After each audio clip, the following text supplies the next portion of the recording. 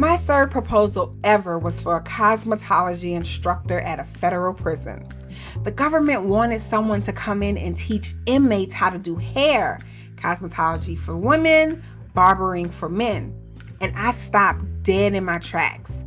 The government was giving inmates a trade, a skill they can walk out with, something they could actually use when they got out. And they needed someone like me to make it happen. I was already in love before I even finished reading the solicitation. Now I had to find a cosmetology instructor. And that's where I did something I had never done before. I thought outside the box and I posted a job listing on Indeed. I did interviews, found my person, the head of education at a cosmetology trade school. We clicked immediately.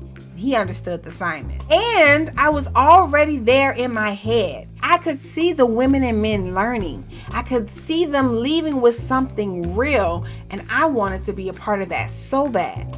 I gathered everything, priced it out, submitted my proposal, and then I did exactly what you should never do. I waited. Every week I followed up.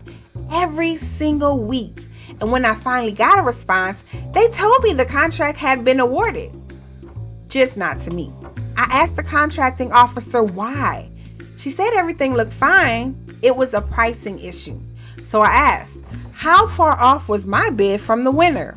She told me, $5.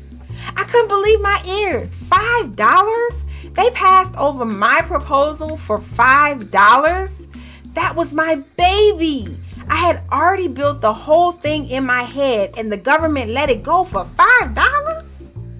I started questioning everything. Did I put too much on top? Should I have charged less?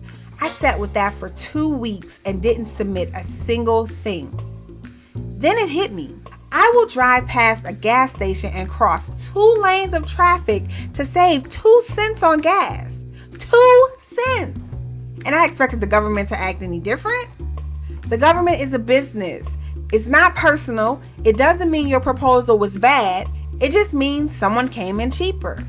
That's the day Submit, Forget, Follow Up was born. Because I was submitting and falling in love and waiting. And that combination will break your heart and it might even make you quit. The lesson I learned that day wasn't about pricing. It was about attachment.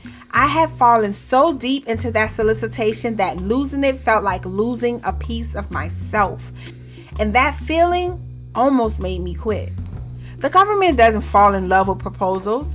It picks the best value and moves on. And the moment I started doing the same thing, everything changed. That's exactly what we work through inside the Watch Us Submit 3-day intensive. It's not only about submitting a real proposal together, but building the mindset that keeps you moving after every loss. Because the proposal is not the hard part. Knowing how to keep going when they say no is where the real work begins. Yeah. They said small business can't compete at the top. We pulled up to the federal table and we didn't stop. Read every document.